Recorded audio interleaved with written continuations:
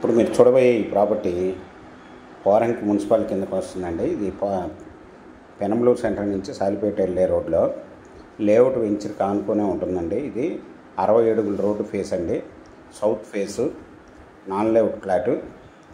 ఈ వచ్చి measurements road face వచ్చి 35 అండి, లోతు 37, 144 స్క్వేర్ యార్డ్స్ కలిగిన ఫ్లాటు, నాన్ లేఅవుట్ ఫ్లాటు, 60 అడుగుల road face, non layout flat.